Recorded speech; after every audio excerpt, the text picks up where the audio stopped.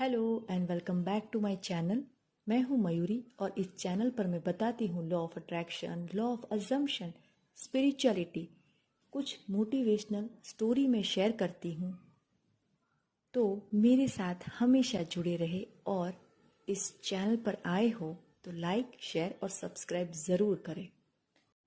तो आज मैं एक ऐसी कहानी लेकर आई हूँ जो एक यंग लड़का था जिसकी लाइफ में कोई लक्ष्य नहीं था, मतलब दिशाहीन वो घूम रहा था। तो ये एक छोटे से गांव की कहानी है जहाँ पर एक मुखिया परिवार रहता था जो गांव के लोगों को बहुत मदद करता था।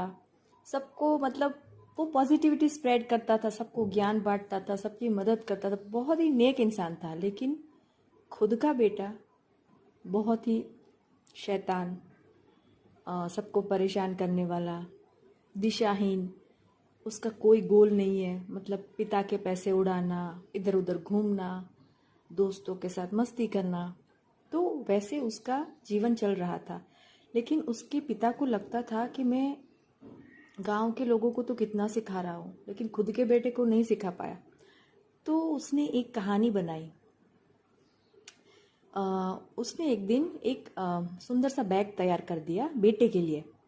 5-6 जोड़ी कपड़े, खाना पीना, कुछ पैसे, और उसको बोला कि तुम्हें ना एक जर्नी पे जाना है। तो बोले कहाँ जाना है? तो बोले हमारा पुश्तैनी खजाना एक पहाड़ के ऊपर छुपाया हुआ है। तो नक्शा बना दिया एकदम, और काफ़ी लंबा रास्ता था। तो लड़का बोला कि ये सब करने की क्या ज़रूरत है, आप नहीं जा सकते क्या? तो बोले वो जितना खजाना मिलेगा ना सब तुम्हारा। तो बोले ठीक है। तो वो सब कुछ वो ऐशो आराम छोड़ के चल पड़ा, और उसे लगा कि कितना खजाना होगा और सब मेरा होगा। तो चलते चलते चलते बहुत दिन हो गए, दिन तो क्या महीने हो गए। फिर 7-8 महीने बाद वो पहुंचने ही वाला था। वो पूरी जर्नी में बहुत अच्छे लोग भी मिले, बहुत बुरे लोग भी मिले, किसी ने मदद करी, किसी के वो बहकावे में भी आ गया, मतलब रास्ता भटक भी गया। बहुत सारी चीज़ें उसको सीखने को मिली जो वो घर पे नहीं सीख पाया था। और फिर 7 से 8 महीने बाद जब वो पहुंचा उस पहाड़ के ऊपर, तो उसके पहुंचने से पहले उसे लगता था कि कोई ले तो नहीं गया होगा। तो वो वहीं रुक गया, पता नहीं उसको क्या हुआ। उसे लगा कि यहाँ तक तो आ गया, लेकिन क्या ऐसा होगा क्या?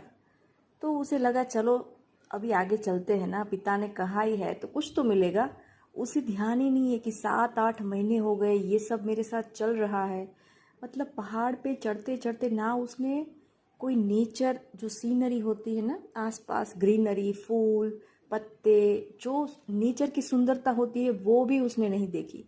मतलब जो फीलिंग होती है ना कि कहीं हम जर्नी पे जाते हैं, वो फीलिंग ही नहीं ले पाया था वो। बड़ा गुस्सैल था वो।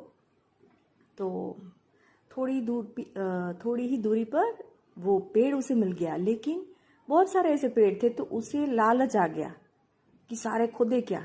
और वो खोदने लगा, सारे के सारे पेड़ खोद लिए, लेकिन उसे कुछ नहीं मिला, क्योंकि उसके पिता ने उसे तो बेवकूफ़ बनाया था ना। उसके पिता के मन में था कि वो सब कुछ सीखे, ज़िंदगी को फेस करे, कुछ नई चीज़ें सीखे जो मैं नहीं सिखा पा रहा हूँ, तो शायद उसे नेचर ही सिखा दे। तो फिर वो गुस्सा होकर वापस आने लगा और मन में इतना बड़बड़ा रहा था कि मेरे पिता ने तो ऐसा करा, वैसा करा, ये वो। लेकिन जैसे वो उतरने लगा ना, तब उसकी आंखें खुली कि कितना सुंदर नज़ारा है। पहाड़ से सब नीचे का नज़ारा इतना सुंदर था, और वो नेचर को थोड़ा थोड़ा थोड़ा एंजॉय करने लगा। फिर जैसे जैसे नीचे उतरा, जो बुरे लोग मिले थे उसको भी वो दोबारा मिला, जो अच्छे लोग मिले थे उनको उसने हेल्प करी, कुछ अनजान लोग मिले उसको भी इसने हेल्प कर दी, और वो बहुत सारी नई नई चीज़ें सीखकर आने तक पहुंचा। तब उसे 7-8 महीने लगे, लेकिन जब वो वापस जा रहा था उसको 1.5 साल लगा, क्योंकि वो पूरी जर्नी इंजॉय कर रहा था। मतलब लाइफ को जी रहा था जो एक्चुअल में उसके पिता चाहते थे। फिर वो जैसे ही घर पहुंचा, उसके पिता ने उसे इतना ज़ोर से गले लगाया, बहुत सारा प्यार करा और उस लड़की को पूछा कि खजाना किधर है। तो बोले मेरे पहुंचने से पहले ही ना कोई ले गया।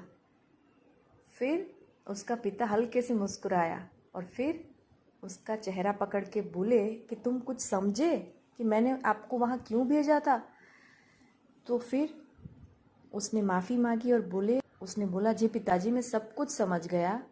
मैंने इतना कुछ सीखा है ना जो यहाँ नहीं सीखा, वहाँ पर सब कुछ सीख लिया। बहुत इन्जॉय करा, मुझे बहुत मज़ा आया। मतलब वो एकदम इमोशनल हो गया और वो समझ चुका था कि ये सब और सब एक लक्ष्य, दिशाहीन जो मेरी ज़िंदगी थी उसके लिए पिताजी ने मुझे वहाँ भेजा था ताकि कोई तो दिशा मिले। अगर जो चीज़ मैं नहीं सिखा सकता वो नेचर तो सिखाए कि लाइफ सिर्फ और सिर्फ पैसा उड़ाना, मस्ती करना वो सब नहीं होता। बाकी जो चीज़ें हैं वो फील करवाना चाहता था अपने बेटे को, एक अच्छा इंसान बनाना चाहता था। तो क्या समझे आप लोग? यही बताना चाहती हूँ इस स्टोरी के माध्यम से कि आपका भी लाइफ में कोई लक्ष्य नहीं है ना और आप भी कहीं भटक रहे हो, तो आज ही से ही कोई लक्ष्य ढूंढ लो और चल पड़ो उसके ऊपर। ज़रूरी नहीं है कि लक्ष्य बहुत जल्दी मिल जाए, बहुत आसान रास्ता हो, लेकिन स्टोरी के जैसा टेढ़ा मेढ़ा रास्ता नहीं मिलेगा, क्योंकि ये तो बहुत पुराने ज़माने की स्टोरी है। आपको तो आपकी मंजिल बहुत जल्दी मिल जाएगी, क्योंकि ये टेक्नोलॉजी का युग है।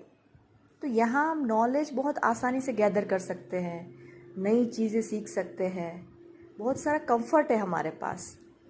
तो आप भी किसी चीज़ की वेट कर रहे हो ना और मस्ती कर रहे हो लाइफ में, तो थोड़ा सा ध्यान हटाकर थोड़ा सा फोकस ले आओ। मस्ती ज़रूर करो लेकिन सोच समझ कर, एकदम दिशाहीन बनकर मत जियो।